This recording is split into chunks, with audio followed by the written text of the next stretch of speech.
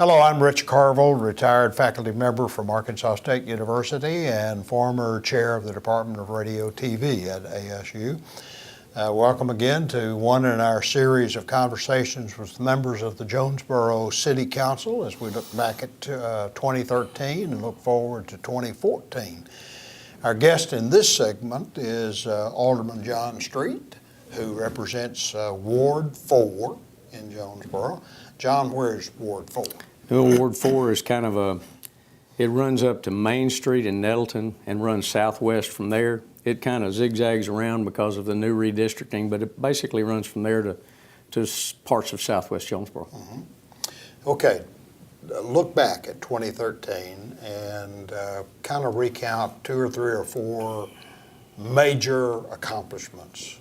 Well, foremost on my mind is the acquisition, renovation, and final occupation of the building we're in right here, the new city municipal building. I think that was an accomplishment. Why was it necessary to do that? Because we, for years, and every time I've been on the council 11 years, going on 12 now, but every year that we've speak to Leadership Jonesboro, any group, the biggest question that always comes back is why didn't we have a building that would house the city offices that didn't have them scattered all over town, because we had people running from the airport to the landfill to the complex downtown to the Justice Complex to various other buildings scattered everywhere. So this really consolidates. It does, and it's in the central downtown location. It's available for everyone. There's plenty of parking.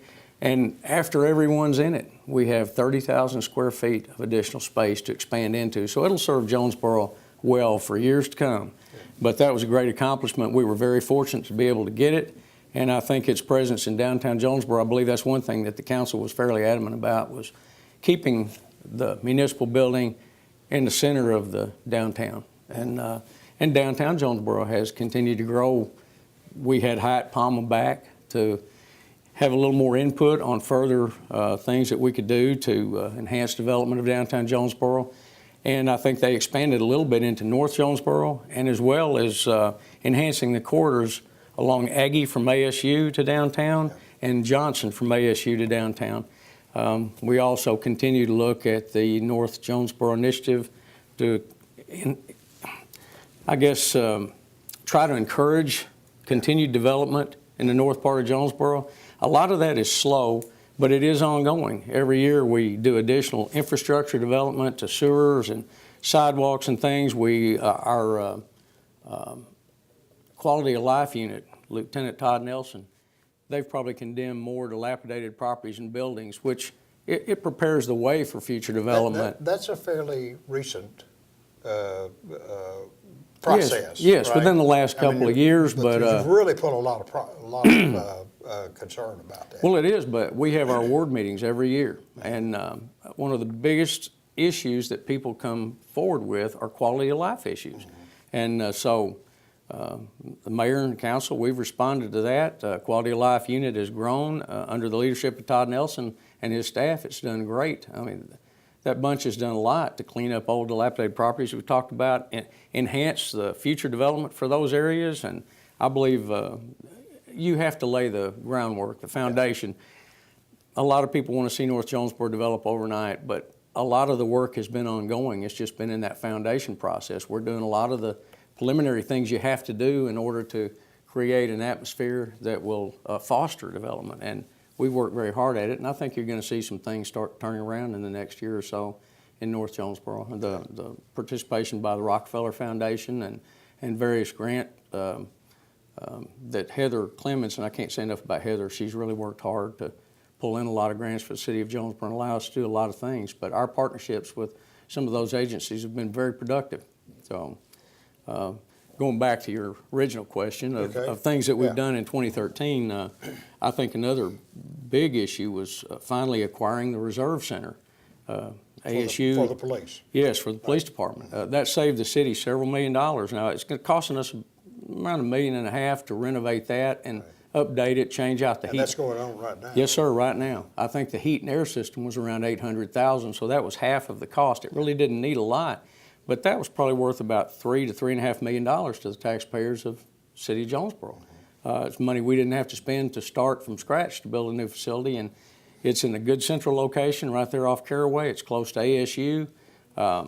It's got about everything you need. Our motor pool area can be there, which that by itself freed up the old fire station at the end of Matthews and Caraway, which will now be our Jets transit station. So that's good. Jets has also increased ridership this year, which has been a big plus. Steve Ewart, who heads that, has really worked hard to build the program, and it's come along fairly well. I think every year it improves, and it's I know a lot of people didn't like it when it started, but I think it's proved to be a very, very valuable asset to Jonesboro in more ways than one. It's another part of the process for industrial recruitment. We work at industrial recruitment very hard, and having a transit system enables you to compete with other cities that do as well. So that's why we push as hard for I-555 as we do. Where are we on that? Well, it's ongoing. I tell you, I don't think we're going to see much progress on that until we get a new highway commissioner. But I think they're talking somewhere in the neighborhood of 13 to 15 million. Every agency in this city, though, works as hard as they can. It's first and foremost in getting that designation, not because it'll handle any more traffic, but because until you can check that list that says you have an interstate highway, a lot of potential industrial places, they'll pass you by. They'll go someplace where they do have it. So there's a big difference when you see that red and blue sign over the highway instead of a sign beside it. And, I know the Chamber of Commerce works tirelessly. Our local Good Roads, the city, I've gone with Harold, and he faithfully goes to every highway department meeting. I've gone to a bunch of them myself and tend to try to go back to more. In fact, he asked me not long ago about continuing to go back. But Jonesboro keeps a presence at the Highway Commission, and we work pretty closely with them. I think we've got a good working relationship, but until we get a highway commissioner down there who's dedicated to seeing that that's a priority, I don't know that we'll see it. And that's not just going to be good for Jonesboro. That's going to be good for all of Northeast Arkansas. It'll help everybody from here to West Memphis as far as industrial recruitment, and I believe it's important. The final phase of 226, the contracts have been let on that. That's been another long project that we're glad to see the final phases let.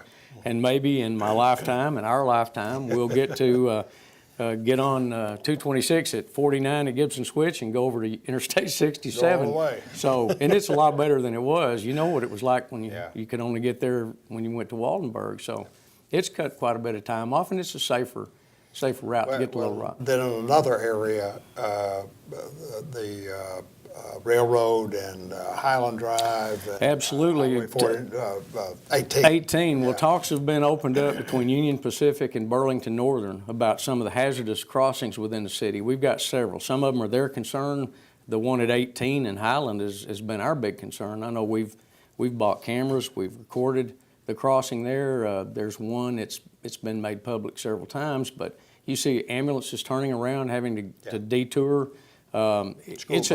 School buses, it's a dangerous situation. So, but again, talks have been opened up, and I got to say that the railroad company has stepped up to participate in those talks along with the highway department and the city, and that's ongoing, and hopefully we'll get some resolution to that. We really need that overpass there. But okay, now use your crystal ball and look forward.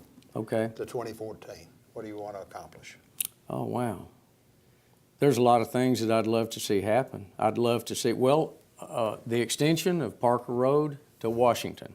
That is something that's moving forward right now, but it's not actually under construction, but hopefully that will be under construction. Our latest fire station on Neely Road, that was the last one out of the ISO requirement when we shifted everything around to comply and make sure we could cover the city. ISO, what's ISO? Senior moment on that. It's that's the fire rating right, institute. Yes, right, yeah, and that's what dictates the rates for your fire insurance. What we have to pay as citizens and business owners. We're a class 3. Yeah. It's possible that we could actually reduce to a class 2. I don't know that it would be that big of a savings on our fire insurance to go from a 3 to a 2, but if we didn't comply, there's a very realistic possibility we'd have gone to class 5 and everyone would have paid a bigger premium. Right. That's why it was so important to maintain or get the public safety tax 4 years ago. It's a fact we would have had to send some firemen home. We would have probably had to close a station. That would have resulted in increased premiums because there's no doubt, you can ask the chief about it, we would have gone to a class 5 and everyone would have paid probably a lot more than that quarter-cent sales tax was. I have to pay that tax too, like everybody else, and I don't like taxes any more than anybody else, but a lot of things now with the demands for funds, the state doesn't have the funds, federal government short of funds. Some things, if you really want it, and that's one thing I love about Jonesboro, the citizens aren't bashful about stepping up and doing some things we need to do to take care of ourselves. They've been good about it, and I think that's one of the pluses. You know, John, there's been some criticism locally about the surplus that the city has built up. Why does the city need a surplus? Well, we cut back the surplus that we used to have as far as what we could actually spend. We went back to like a 6-month, but you take the ice storm in 2009. Well, a lot of that stuff, the money you have to pay out to have the debris hauled off and the teams you have to put together, plus the cost for tipping fee to get that stuff in the landfill, burn it, take care of it. You have to run a long time before FEMA comes back and reimburses anybody for that stuff, but you still have to pay your employees, you have to pay your upfront money. Yes. Yeah. So basically that would get us through about any natural disaster. I mean, we live in an area where it's possible to have an earthquake. Again, I don't have that crystal ball. I hope we never have one. Yeah. But it's still possible. We've had several bad tornadoes back in 68, 73. You know, they struck us. We've been lucky that we haven't had any since, but some of our neighbors in close proximity have. We go to their aid when they need it. I'm sure they'd come to ours, but you have to have a certain amount of money set back to handle those kind of emergencies if you do. And you don't feel like it's excess? No, not at all. When we sold the Huntington building 3 years ago, we had made a commitment to long-range plan for improvements such as the new city hall, and it was either build the city hall behind the existing city hall, which we hired an architect, they drew the plans.